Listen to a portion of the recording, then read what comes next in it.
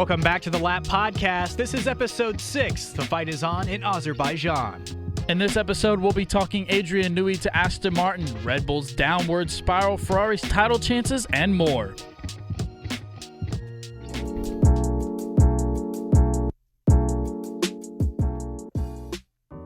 Welcome back, Kevin. We missed you last week. Yeah, you missed me? We did. You didn't get no Kevin Walker content. It's just, as much as we appreciated having Fenton here last week, and he was great. I'm going to take ownership on the audio side of that. That was my fault. Fenton didn't have any pre-media training, so that's my responsibility to make sure that he sounds okay. Good job, Tristan. I thought that he would have sounded fine. He was a little bit further away from the mic than I think we wanted him to be. So if you're a returning listener and you tried to listen to last week's episode, hey, that's on me. I'll take ownership of that. But we've got Kevin Walker back in studio. How was your little vacation away? I'd be lying if I said it was free. Honestly, I needed the vacation so I could do other stuff. But nevertheless, I keep up with Formula One, and we got a whole slew of topics to get into today. But yeah, before I get in, Fenton was great. If you turn up your volume just a little bit, you could listen to it. He provided a lot of insight that me and Tristan just don't necessarily know. Yeah. Or can explain as well as he could. So definitely will be a recurring guest. I'd love to get him on. Maybe we could get a 3-guy podcast. We'll see what happens. But can't wait to get into some good, juicy Formula One stuff tonight. Yeah, I mean, just to reiterate a little bit too, Fenton was great. We're gonna definitely have him on as our technical expert moving forward. I mean, his knowledge is vast and endless, and there's still so much more to dive into with him. But we're leading into this fight in Azerbaijan, right? We're heading into we're heading into Azerbaijan. We're heading into Baku. One of the more fun circuits on the Formula One calendar. I'm really excited for this one. Look, there's been plenty that's happened since the Italian Grand Prix. We had a nice little weekend off. We got to, recharge a little bit, but we weren't away for too long where the fatigue is there, right? So we're walking into Baku, and Adrian Newey, the announcement that he's going to officially become... No. You said his name wrong. I Tristan. did. Yes, it's Adrian Aston Martin Newey. For those that don't know, the stars were aligned the entire time. If you really think about it, Adrian Newey's middle name is Martin. I mean, come on. It was written in the stars. It was written in the stars. Look, we've been discussing the possibility of Adrian Newey going to Aston Martin for some time. Rumors were surfacing weeks to even months ago, which now look to have been legitimate. Even Top Gear and Grand Tour's Jeremy Clarkson pitching in at one point into the drama a while back saying, I happen to know Newey is looking for houses in Oxfordshire, not Maranello. The deal seems to be worth over £30 million per year. It's about 26 million USD per year. Newey's also going to receive some shares of the team. So Lawrence Stroll, he's pulling out all the stops in this effort to make Aston Martin the world champion that he said he was going to make them into when he officially bought the team. Newey even mentioning in his introductory announcement that the team's state-of-the-art factory was a major decider. They got that brand new wind tunnel. And as far as Stroll's role within all this, he's the only majority team owner who is actively engaged in the sport, according to Adrian Newey. This is going to play huge. I mentioned this in my YouTube short earlier this week, but... Go follow Tristan Blake Rines if you haven't already. Oh, I appreciate it. Thank you. Subscribe to the YouTube channel. But I mentioned this earlier that the expectations for Newey are not going to be that next year's car is going to be some rocket ship, that this is going to be, the resurgence, and immediately we're going to see Aston Martin fighting at the front. This is going to be a 2026 endeavor. This is where Adrian Newey's genius comes in. Look, officially he's not going to start with Aston Martin until about March next year, so he's not going to have the bare bones and the structural, layout of his liking with this 2025 car. I'm sure he'll have some influence over it, but it's going to be a lot more back-end stuff than front-end stuff. But in 2026, I think Aston Martin, man, they're now real contenders to hit the ground, not even running, but sprinting, the way that we saw Red Bull do with the newest regulation set that we are currently in. Yeah, I agree. It's kind of interesting because, I'll use this in a comparative sense. We talk about Alpine and how they're kind of on a downhill slope. And I'm not using this as a trash Alpine floor, if you will. But more of like, it's on the other side of things where Aston Martin already had some good stuff going for them. You can say what you want about, Lance Stroll. Is he the greatest driver on the grid? Absolutely not. But he's also, in my personal opinion, not in the bottom half. Maybe that could be argued, I guess, either way. But Fernando Alonso is still championship driver worthy. And if you give them a good car, you never know what could happen. So, you get Adrian Newey. I don't even think I should say one of, but the best engineer that, Formula One has ever seen. Mm-hmm. And, not only does it increase their chances, but with the supplies, the money that Lawrence already has, the possibilities are endless. And I agree. I think Aston Martin could really come in on, just firing in 26. I mean, Newey's role of managing technical partner for Aston Martin makes them, like I said, an immediate contender in 2026. He's also going to come along with that incoming Honda partnership.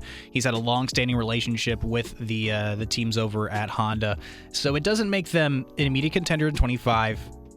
Again, he's not joining the team until March next year. So the expectations are going to be a lot lower for Aston Martin still within next year. They're probably going to be one of those front of the midfield types of teams still. Not quite top 3 or 4. But as far as what Newey is going to be able to bring, his history, 12 constructor title winning cars. Red Bull has 6 constructors with Newey currently. McLaren, he won 1 with them. He has 5 championships with Williams. As far as driver championships, 13 different driver titles. Verstappen already has 3. He's working on his 4th.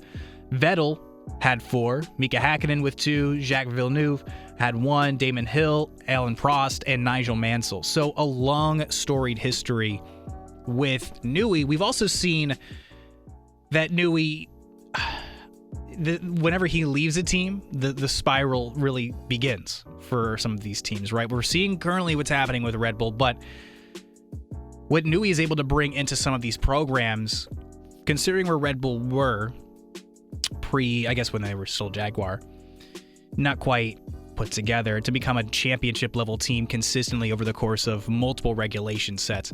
Adrian Newey, what he's bringing to Aston Martin, I'm incredibly excited. And I think if you're a fan of, even if you are the fan of Lance Stroll, or if you are the fan of Fernando Alonso, right? You have to have at least some level of hope. Look, Alonso, he's up there in age, but if the car is right, this man can work wonders. He's still one of the best drivers on the grid, in my opinion. He's definitely in the top 10, right? I would argue maybe Lance Stroll, I don't know about top 10, maybe closer to the bottom 5, but that's more of my personal opinion, right? On a good weekend, Lance Stroll is a points-getting driver. He's going to help with that constructor's fight.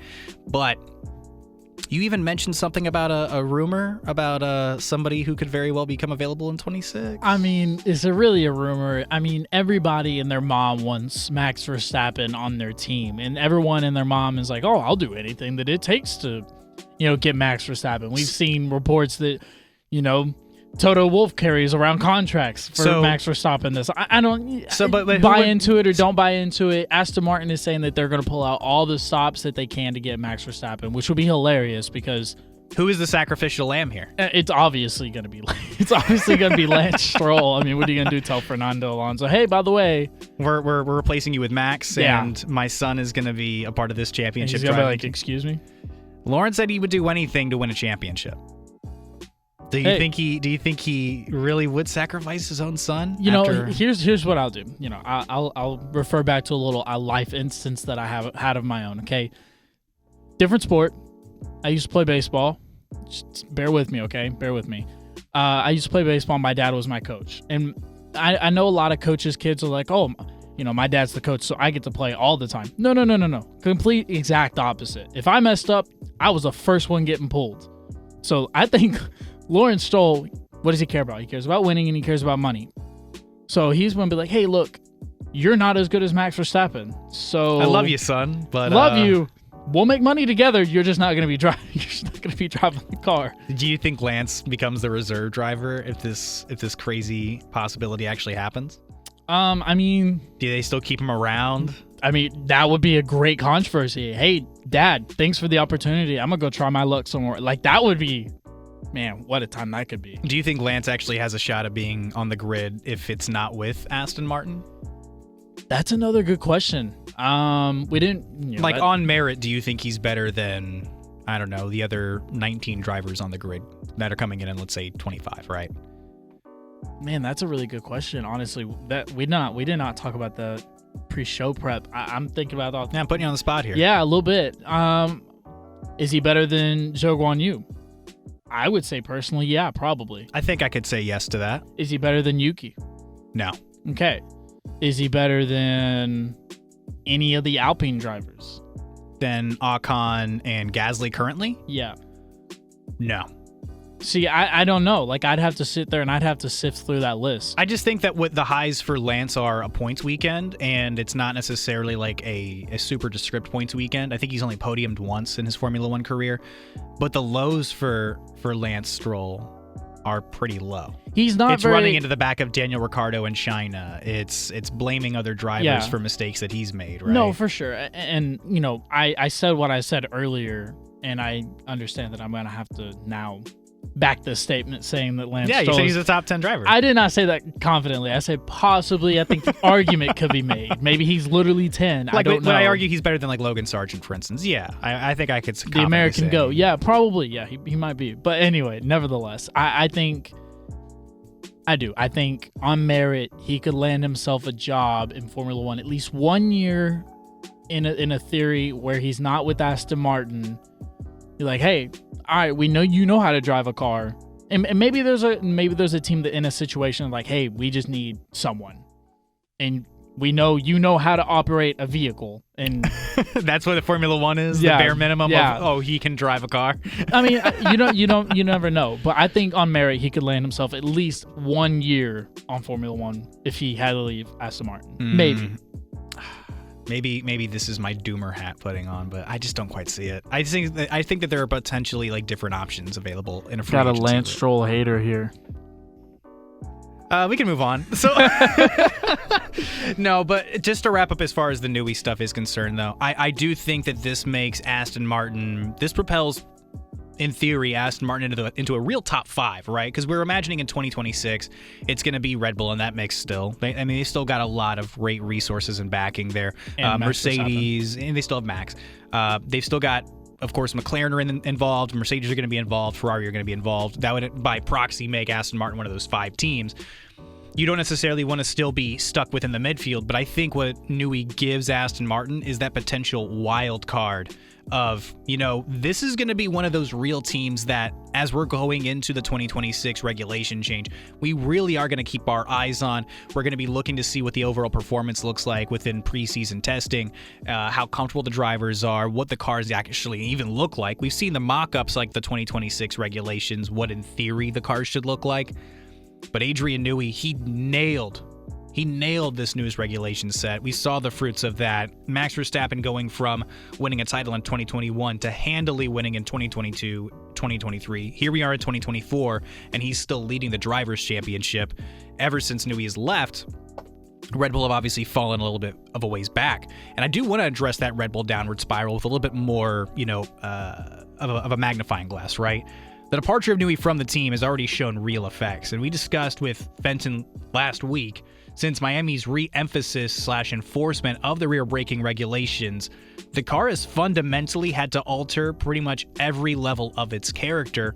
It now displays a large amount of rear end instability, resulting in obvious dropping lap times. So Red Bull's performance, like in Italy, for instance, is a stark example of them now being the 4th fastest car on the grid. Mercedes had a weird weekend where George Russell obviously still finished behind Max, right? But I wouldn't expect them to bring some kind of upgrade I would expect them to bring some kind of upgrade package this weekend in Baku. They've had a lot of success here in the past, but maybe even like possibly a new floor design, new rear wing tweak. They have one of the longest straights on the calendar here in Baku, but Red Bull currently are the 4th fastest, and even with George Russell having a little bit of the front wing damage that resulted in him finishing behind, Mercedes were quicker. Lewis still finished P5 on grid. Yeah, that car's looking fast. Yeah, it's looking fast. I guess as far as Red Bull is concerned, is there any way that they're going to be able to salvage their great start to the season? And does this inspire any hope? Maybe, I know we're looking a little bit further ahead, right? But now that Newey's out of this picture, does this inspire hope for 2026 2024, or excuse me, for 2025? I don't know. So you're just proposing like how do they need to finish this season to continue momentum into 2025? Is that essentially what you're? I guess yeah, that's kind of where I'm going with it. Like, can Red Bull salvage podiums with where they are currently? Like, they're no longer winning races. That's kind of where the consensus is, right? So are they able to take this car as it stands, try to elevate that ceiling at all, since they fundamentally have kind of had to restructure that back end of the car? We've seen two different shoulder layouts, for instance. Red Bull as they stand, in your opinion, do you think that they can salvage either A, the Drivers' Championship for Max to win his fourth, or B, do you think that they have a chance to continue within this Constructors fight? I think if Red Bull, yeah, I mean, I don't know, because like you obviously, now the chances of them winning at this rate are very few and far between. Now, if you want to hear a little something funny, Sergio Perez had a period of reflection over this break and feels prepped and ready to go as the first ever repeat winner at Azerbaijan, as he did so last year, winning. So apparently this race fits him. We'll see how that goes. That was also with a rocket ship car. This is where Sergio Perez has to kind of prove his worth, right? He could. Crazier things have happened where Sergio Perez is the 7th race winner that we have this year. I say all that to say that. You mean the 8th? Okay. Well. Okay. Yes. Sorry, the 8th. My dearest apologies. But either way, I don't know. I think it's tough for Red Bull, right? Because like, how do you handle losing after being so dominant the year before? I think if they all right, let me see if I can stop scrambling here. If they are able to win the Constructors, they're gonna feel like they got away with it, because if they had started the year with the car that they have now, they'd be in no way. They'd be in 4th place. They'd have no position in winning that Constructors. Now, Max, he's probably going to walk away with the Drivers' Championship. I know it's going to get close. It could get close. It's more likely that he's going to win the Drivers' Championship. But the Constructors is the real fight. That's the fight that's really happening. And if they're able to win it, they're going to feel like they got away with it. And because I don't know if they're going to have that same chance next year. So you're saying, yeah, in 2025, this is not a team that's actually going to be fighting for the championship. Which is so weird to say. Like, it almost feels like you're doubting the champion kind of deal. But within the same regulation set, mind you, too. It's not like this is the flip from 21 to 22 where Mercedes and Red Bull were fighting for those championships, right? Where Mercedes won the Constructors, Max won his first Drivers, right? To 22, where it was Ferrari and Red Bull, and Ferrari on strategy really just slipped away. Red Bull kept climbing their development ceiling and then just pulled away from everybody. 2023, I mean, it's ridiculous. They won 19 of what? Max won 19 races out of 24, 23. Yeah, one of the most dominant seasons we've ever witnessed. But to see them completely like just tumble down within the same regulations. It feels weird doubting the champion, if you will, but that's essentially what you're doing, because you're seeing what they're producing now. And you know they're not going to have Newey, so they're going to have to do this entire car without his supervision, without his help with upgrades in the future. And it really puts a major concern, like, is Red Bull actually going to be competing next year? Yeah. Speaking of teams that are competing for championships, I mean, Ferrari has really entered this picture over the last few weekends. Obviously, the big win in Italy, massive. In my eyes, I think McLaren are bound to jump Red Bull for first in the Constructors. I made that prediction a couple of times. I think they're going to have it by Austin for sure. But they can't just walk away with this championship either. Ferrari have looked really good at the street circuits this season. They've won in Monaco. They also won in Australia, which is not a conventional racing circuit, right? During the final stretch of races, Ferrari could really take the title fight to McLaren for the Constructors, in my opinion, because they're holding just a 31-point margin between these two teams. With McLaren still trying to figure out their team order situation, which we're going to talk about a little bit more extensively, and dropping the ball a number of times on strategy, which I'm sure you love to hear, Ferrari could use this weekend Azerbaijan, they could use Singapore, and don't forget Las Vegas to really eat into McLaren's title hopes. So do you think, as you're the resident McLaren fan here, how threatened are you by the Scuderia? Well, okay. Well, I do want to make this very clear before we start this segment. Me and you have both been on record of saying Ferrari was never out of this fight. Sure. And they have always looked very interesting. Like, hey, Ferrari looks like they got all the pieces that they can piece it together, fix it, mold that car together and figure out their strategies. Ferrari could get back in this race. Yeah, they have. Yeah. So, with that being said, yes, I'm a little scared, but I'm not. It's not like I didn't already know this, because look, McLaren should be garnering for first, and yeah, it's only natural that Ferrari is going to be on your tail. 31-point margin that could literally flip in a weekend. So I don't know. It's really hard. I think it's a three-way. I think it's a literal three-way race, depending on how Red Bull come out. Not to jump back, but how Red Bull come out is Mercedes are just a little too far back. Of course, Aston Martin are well out of that picture. So, but it is true. Red Bull is the leader now, so it doesn't matter what McLaren or Ferrari does. If Red Bull somehow comes out and keeps producing points more than McLaren and Ferrari, of course.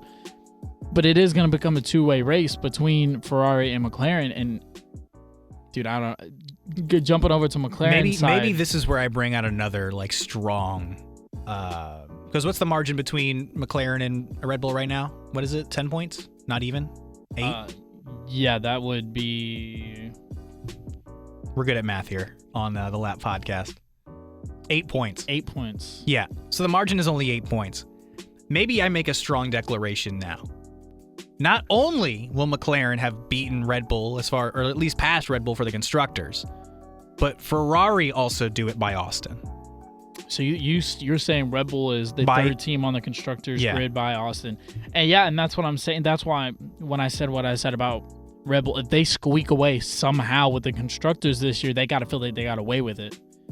Because, Ferrari and McLaren are poised to take this fight. What an interesting circumstance, by the way, because you could have a team that has the drivers' championship with Max Verstappen and Red Bull, but they fell third place in the constructors' championship.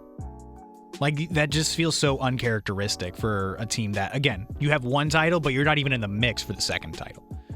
That feels just wild to me. We've still got 8 more races, right, with Baku included. So after this, even just after this weekend, there's still going to be 7 more weekends to kind of decide that championship. The constructors is a lot more wide open here. But that's got to, I don't know exactly how you feel if you're a Red Bull fan, right? Okay, we got one. You can't feel very optimistic. Yeah, you certainly couldn't. I think if you're a Red Bull fan, you're hoping for the opposite of a McLaren and a Ferrari fan. McLaren and Ferrari are like, all right, we just need our drivers to finish above Max. Yeah. And if you're Red Bull, you're just, hey, I need Max to finish above Ferrari and McLaren. That's the only way that these points add up. I don't know what Perez is going to do. Probably P7, P5, somewhere in Basically like a non-factor.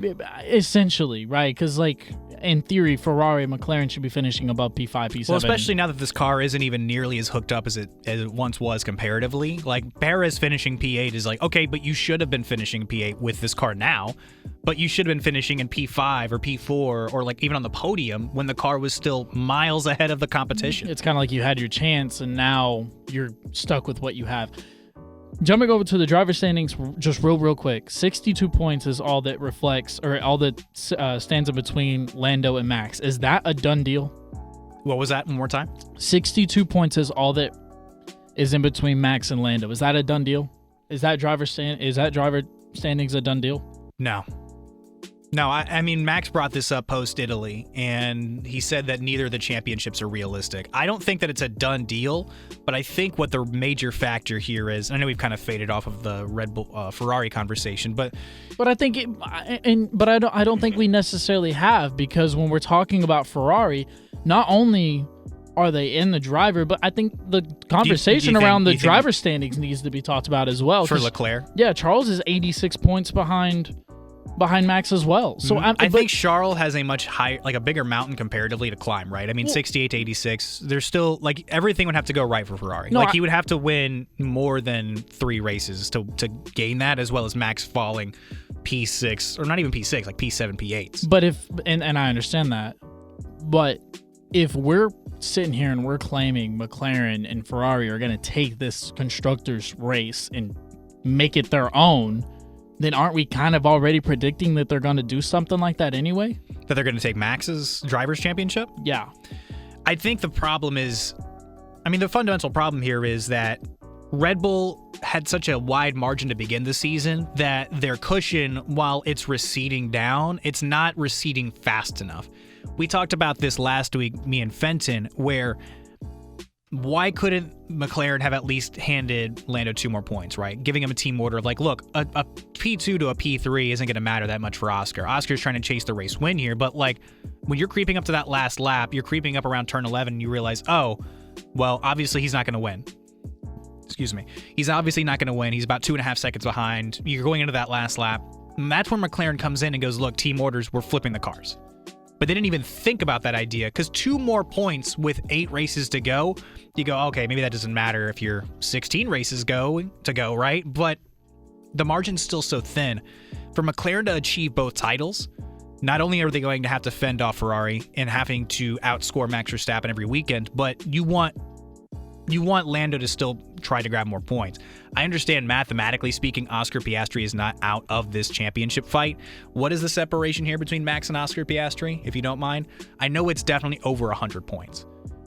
It's like 106. Yeah. He's not going to get 106 more points than Max Verstappen over the final 8 races. It's just not going to happen. Right. Let's not be unrealistic here. Well, it's a struggle just for us to have this conversation with Lando being 62 points behind. Yeah, but what I'm saying is that margin's a lot closer. There is opportunity here for Lando to do it. He ended up getting fastest lap on the final lap of that race, but even still, adding 2 more points to that weekend brings your margin that much closer.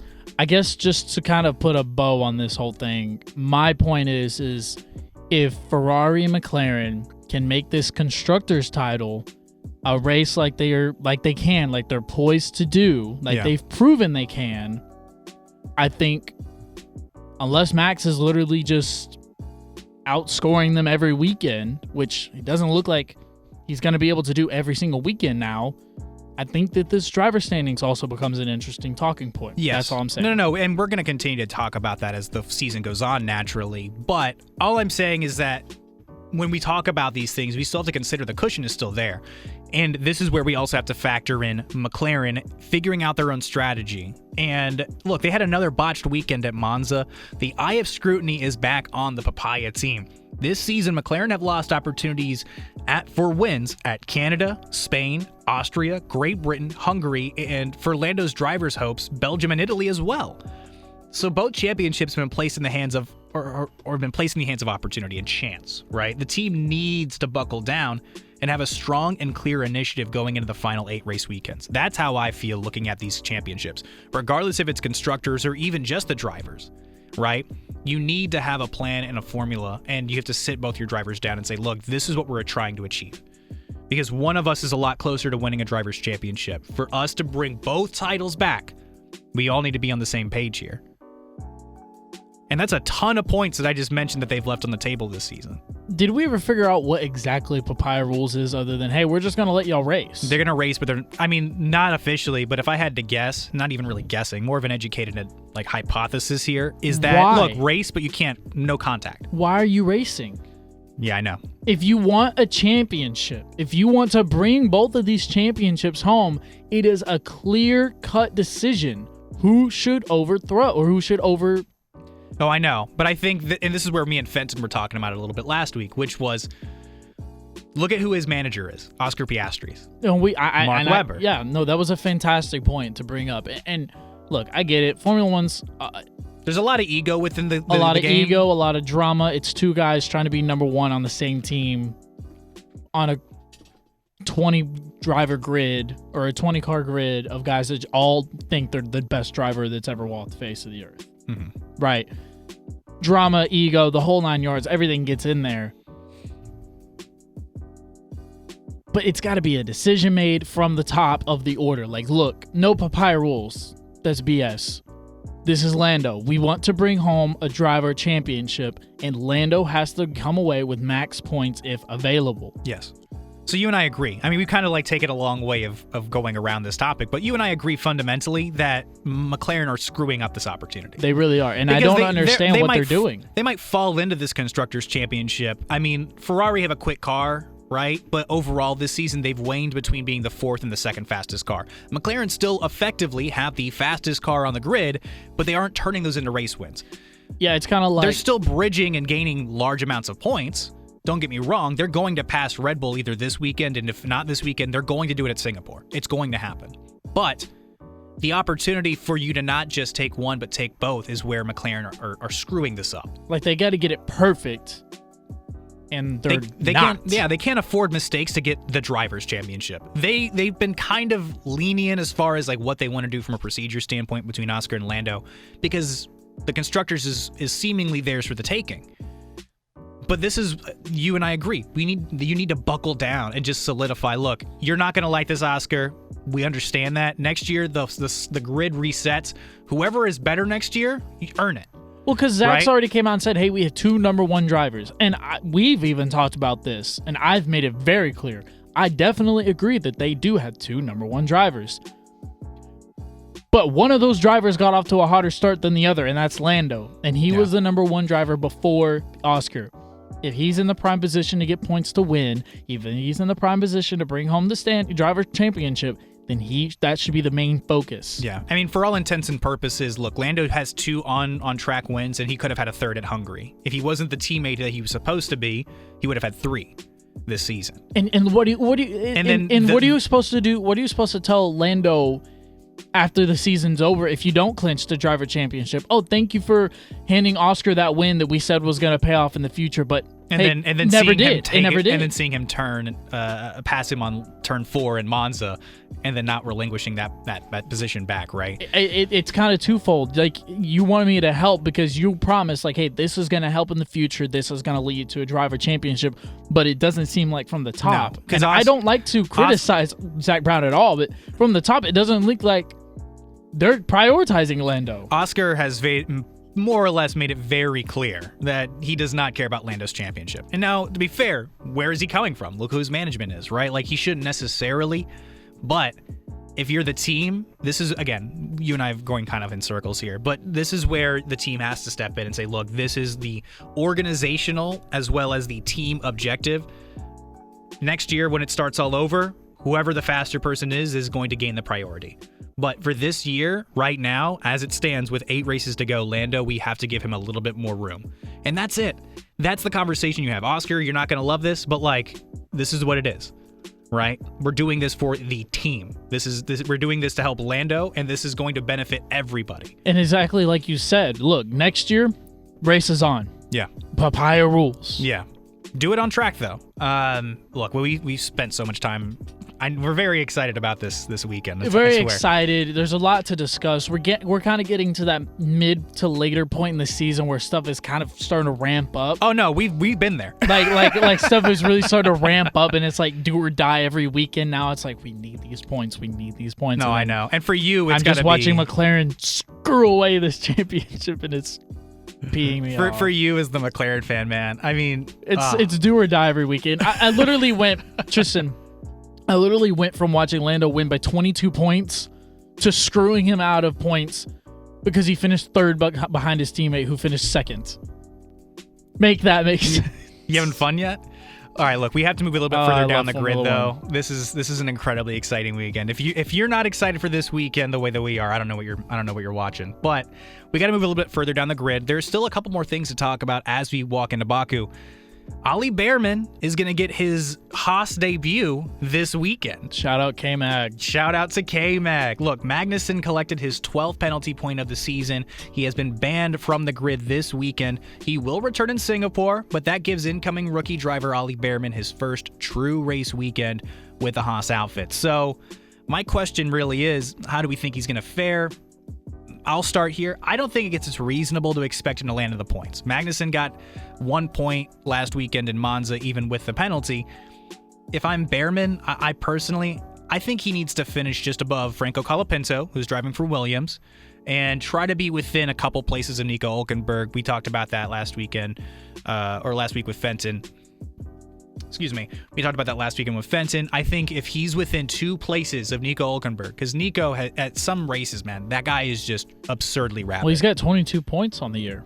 He's been great. He's been great. And I know that's Sauber have to be incredibly excited that they're bringing him in. But if Ollie Behrman lands within 2 places of Nico Hülkenberg as the final flag falls, I think that is the chef's kiss. That is a great weekend and inspires a ton of hope. So what are your thoughts? Like, how do you think he's going to do this weekend? So I don't think, I personally, I don't think it's out of the realm of possibilities that he lands in the points. I'm not sitting here saying I'm going to go bet on it or nothing. I think he's probably got like a good 20 to 30% chance of maybe making the points if he puts together a good race. Because that Haas car has showed to be somewhat powerful and able to drive. And I mean, look at what freaking Hülkenberg's doing. So I'm not going to sit here. I'm saying that points is possible. I would say if he can finish outside of the bottom 5, I would say that's a pretty good weekend. Yeah, I think that's fair. I think that's more than reasonable. Again, if he finishes, for me, I think the base floor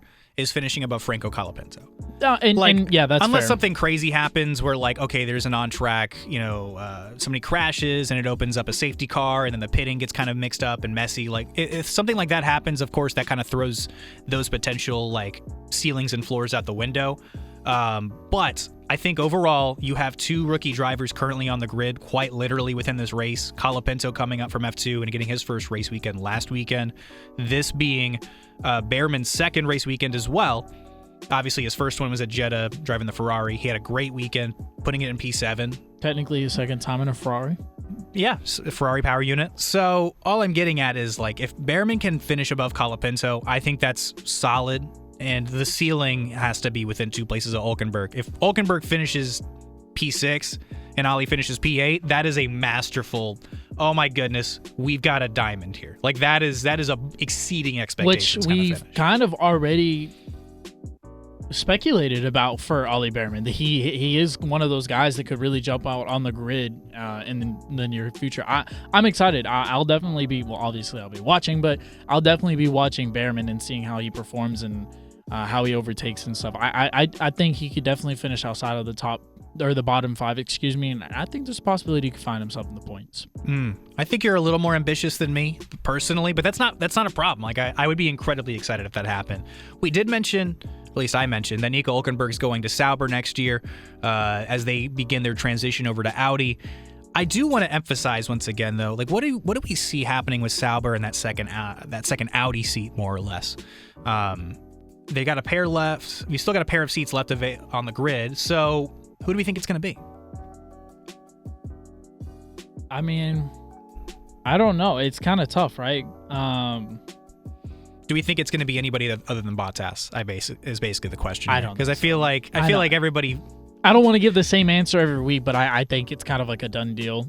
I mean, I've already been on record to say, I don't want to sound like a broken record, but I've already been on record to say Formula One rumors are more true than they're not if you follow the right sources.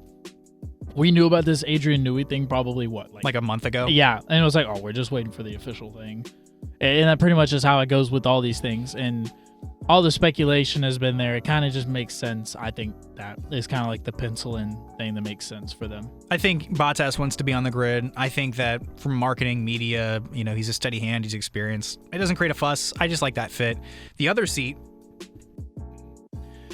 that's still available, the V-Carb seat. Now, this is where things get really interesting, and maybe it's like retouching back on the Red Bull situation, but like, we're still awaiting some official movement as far as what happens within V-Carb, because it all really hinges on Red Bull's commitment to Checo Perez this year. Like, I think it's likely right now we see Daniel Ricciardo back in Red Bull next year, Liam Lawson next to Yuki Tsunoda, Checo Perez kicks rocks. I mean, Perez has been out of sight, out of mind lately, as Red Bull, they're more concerned with their performance dips.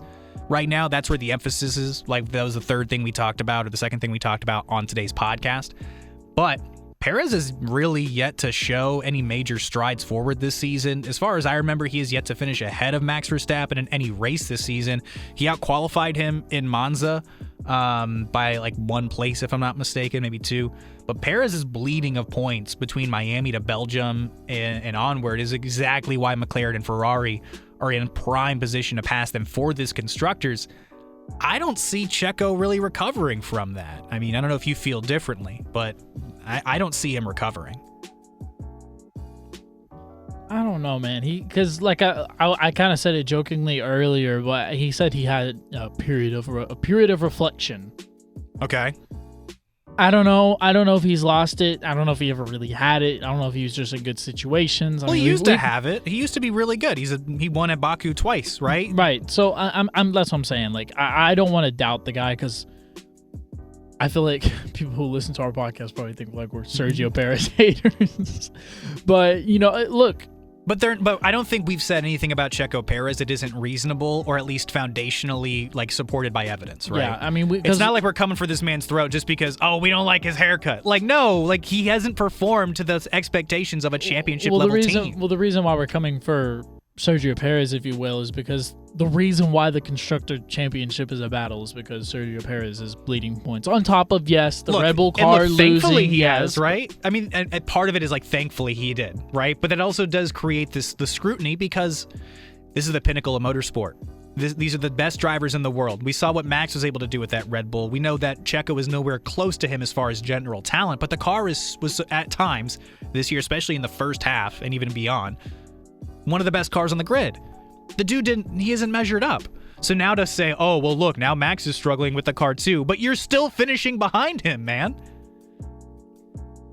Who are you to talk? Yeah. And we didn't get to talk about, or I didn't personally get to talk about this, but then he comes out and he says, whenever Max is like, yeah, these issues we've been having. And then he's like, oh, yeah, no, I've been having these issues. Like, that's what I've been trying to tell y'all. Y'all just didn't want to believe me. It's like, we don't believe you. Yeah, but if Max is still hitting the podium and you're still slogging it back trying to finish in the points, completely different story, mate. Yeah. He's like, I've been dealing with these problems. Yes. Look, and we can all see the problems are there, but when Max is giving 110% and still finishing in P7, that's where we know the car does fundamentally have problems. But it's still better / faster than the Aston Martins and lower down the grid. Oh, my goodness. Get me a little worked up here. As we're walking into Baku, though, start wrapping up this podcast. I know last week one was a long one. We appreciate you listening. But I want to break it down into 3 different sections for predictions this weekend, rather than what's a generic top 5. I mean, anybody can predict that. I want to predict the podium. Who do you think DNFs this weekend? And who do you think has the outstanding drive of the weekend? So breaking it down into 3 sections. So we can start with the podium in whatever order you want. Who wins the race down to who gets 3rd place?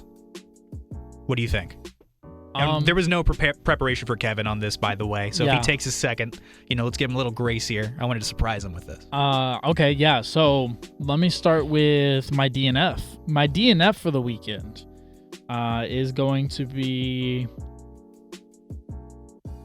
He could either be a 2 DNF, or as long as this person just is involved with one. Like they're gonna, for some reason, they don't finish this race. Whether it's they get slammed going into turn 1, they lose it going into the castle.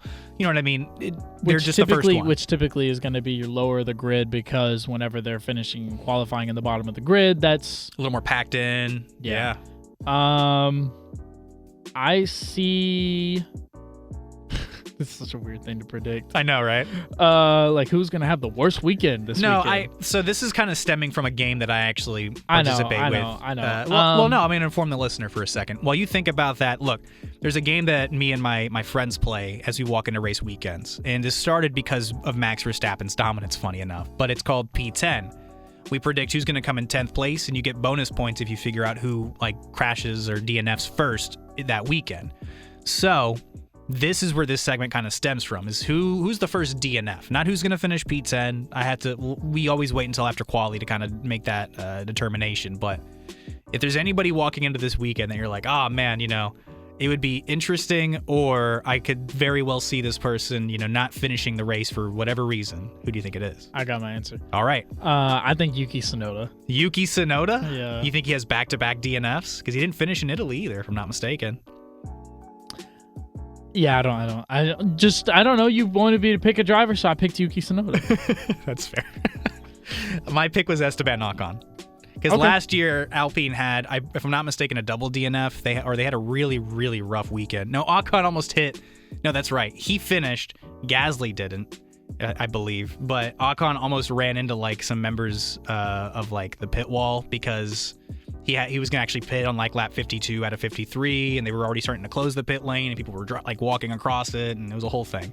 I do remember this now. Yeah. But I think maybe it's Esteban Ocon this weekend. It just feels like Alpine, maybe they're due for a little bit more of maybe they're more controversy. Okay, and then my like who the podium, and then we have to figure out who the mega drive of the weekend might be. All right, so my podium, my podium is going to be. Let's see here. I'm gonna let you go first, actually, since you put the pressure on me to pick the DNF. That's fine. Well, my picks for the weekend, I'm gonna start from third, work my way up. I think Carlos Sainz locks it out in third place. I think Lando Norris finishes second, and Ferrari see Charles Leclerc step up and get the top step once again. They've looked really good at Baku in the past. They've outqualified Max Verstappen during sessions before, even when Red Bull were super dominant last year. I think Ferrari, again, their car's a little bit more structured towards these street circuits. They won at Monaco this year. They had a strong showing in Australia. I think overall, Ferrari have a really strong chance to win this weekend. Not even just on like a weird strategy. I think they have a chance to really win this thing on merit. So I'm going to go Leclerc wins, Norris second, Sainz third. I really like that prediction, actually. Only thing I'm going to change is I'm going to have a McLaren lockout at the bottom. So you think Piastri and Norris finish 2-3? It better be Norris than Piastri. I swear. And Leclerc finishes first or Sainz? I'm going to have Leclerc finishing first. He's just having a mega year right now. He's especially this latter half, he's just been on a whole new level.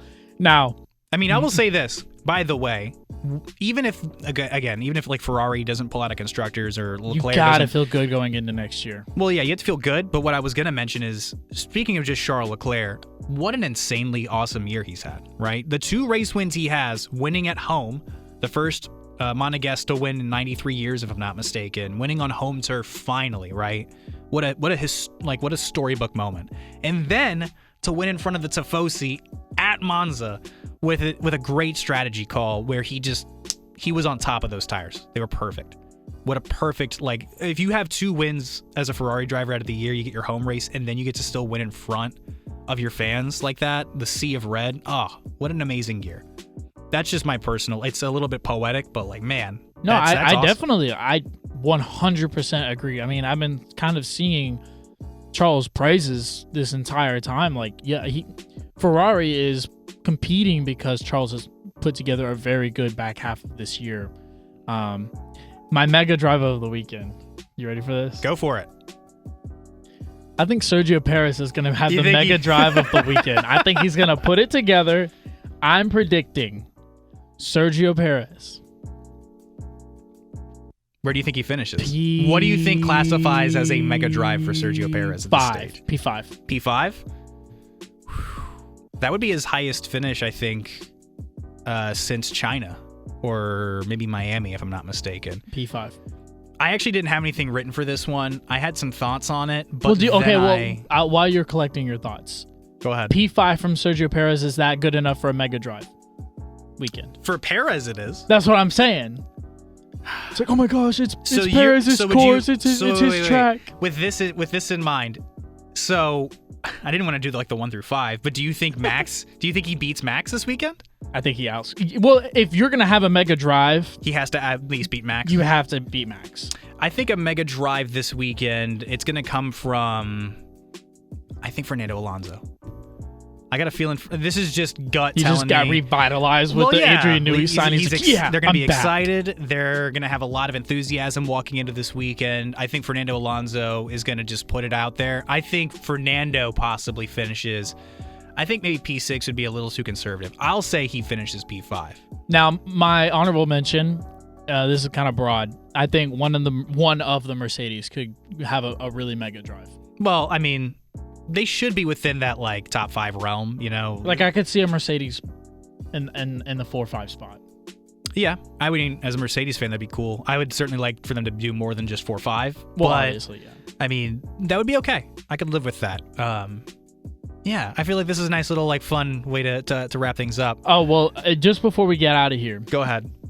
You remember that debate that we had about Lance Stroll? Sure. He's 10 in driver standings. Right now, yeah. Yeah. Good for him. So that But technically, he's top 10 driver. But he's driving the 5th fastest car. There are Aston Martin and Facts P5. are facts. He has the 10th most points on the. So who's behind him? Let's go from there down. Do we think that they would have scored more points in the same machinery? 2 points behind him is Nico Hülkenberg on the best year. Wait, you're not saying it right. Nico Hülkenberg. I think Nico would have more points than Lance Stroll. Continue. Behind him is Yuki. I think Yuki would have more points than him. In the same machinery, by the way. Danny. Would have more points. Pierre. Yes. Behrman. Oh, that's an outlier. But it's wild that he's still that high up. You don't know. Yeah. Magnussen. I think that's about where the line goes for me. Well, Ocon's behind. I think Magnussen overall is probably like a more savvy driver than Lance, just because of the experience. All right, I'll tell you factor. what. Next podcast, I'm gonna do this. I don't know why, but I'm damn determined to prove that Lance Stroll's a top 10 driver. Nope, a top 10 driver. I'm committed to this now. Ladies and gentlemen, I want you to understand something. Next week we will present. Not only is Kevin Walker a big McLaren fan, but apparently he is the biggest Lance Stroll defender on planet Earth. No, just simply because I want to bring a debate, because I think this would be fun. Ladies and gentlemen, next week at this time, we will have a Lance Stroll top 10 or not debate between me and Tristan. Yeah, drop it in the comments below. If you've listened this far, thanks, first of all. But if you have any thoughts, how do you think this is going to go? Feel free to drop them in the comments below. I would love to hear what our audience thinks about Lance Stroll. Get that engagement up, and definitely subscribe, like, whatever platform you're on, follow. I'm coming ready. All that stuff. Okay, go ahead. I want the essay. I want it all. Oh, I'm not doing an essay. I'm just stats, baby. All right. Well, look, this one's run a little bit longer than even I think both of us were expecting. We're super energized going into this Baku weekend. It's going to be so much fun. I'm incredibly excited. I know Kevin Walker's incredibly excited. I know you listening at home or in your car or at work or wherever you are in the world are incredibly excited for this race weekend. So we appreciate you listening. This has been the Lap Podcast, episode 6. We'll catch you guys next time. Go Papaya.